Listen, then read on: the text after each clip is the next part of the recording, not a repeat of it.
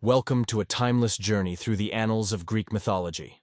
Today, we unravel the saga of Hercules and his legendary 12 labors. This is not just a story of brute force, but a tale woven with threads of endurance, cunning, and redemption. Join us as we embark on an odyssey that has shaped the way we perceive heroes and their trials. Hercules, known to the Greeks as Heracles, was born a demigod, the son of Zeus, king of the gods, and Alcmene, a mortal woman. This divine lineage granted him superhuman strength, but also a life filled with trials and tribulations, primarily due to Hera, Zeus's vengeful wife.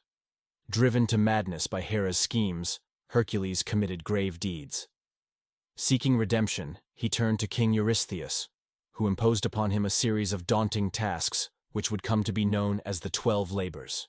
These challenges were not merely physical, they were a crucible that tested his character, intelligence, and resolve. Hercules' first labor took him to the town of Nemea, plagued by a fearsome lion with an impenetrable hide. After discovering that his arrows were futile against the lion's golden fur, Hercules confronted the beast in a narrow cave. In a display of incredible strength and bravery, he wrestled the lion, eventually overcoming and strangling it.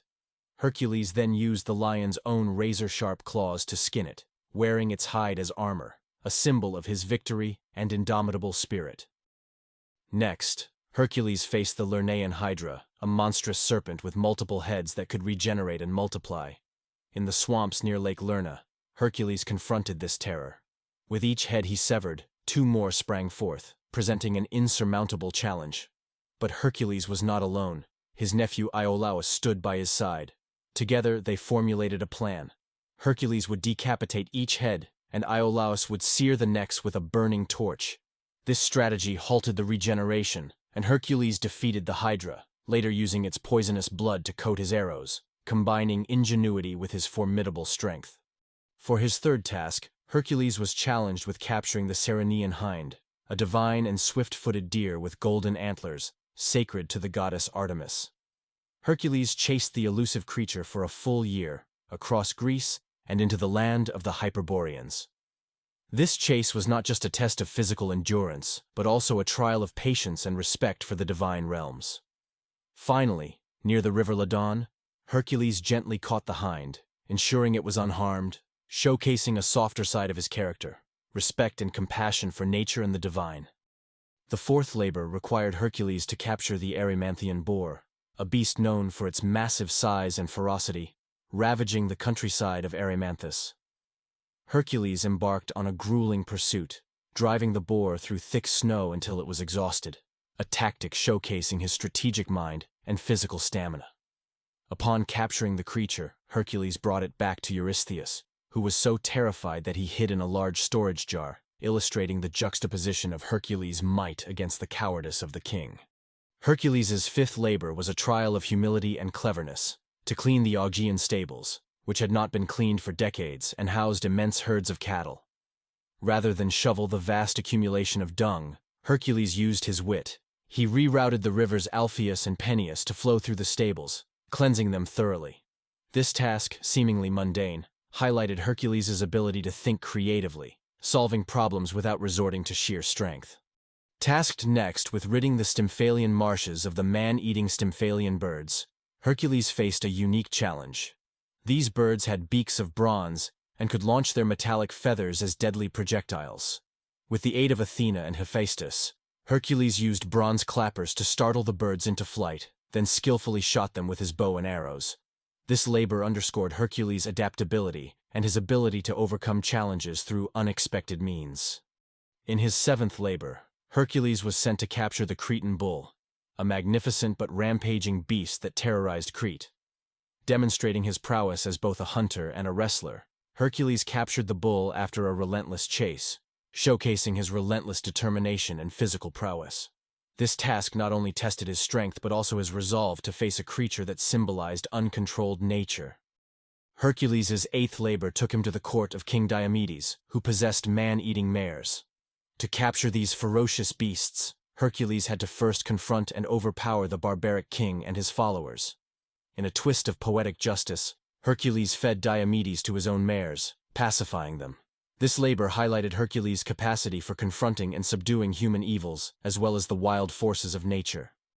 The ninth labor required Hercules to obtain the belt of Hippolyta, the queen of the warrior Amazons. Initially, Hippolyta was willing to give her belt peacefully, impressed by Hercules. However, Hera, ever the antagonist in Hercules' story, incited a battle by spreading a rumor among the Amazons that Hercules planned to kidnap their queen. In the ensuing chaos, Hercules, believing he had been tricked, fought and killed Hippolyta, taking the belt. This labor was a tragic reflection of misunderstandings and the destructive power of rumors.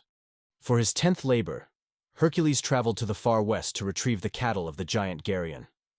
This journey itself was an epic feat, filled with obstacles, including the creation of the Strait of Gibraltar. Once at Geryon's island, Hercules had to confront and defeat the three-bodied giant and his fearsome dog, Orthrus. This labor was a testament to Hercules' journeying into unknown territories, overcoming fearsome foes, and his endurance in the face of long and arduous journeys. The 11th labor took Hercules on a quest for the golden apples of the Hesperides. The journey was filled with trials, including wrestling the sea god Nereus for information and confronting Prometheus.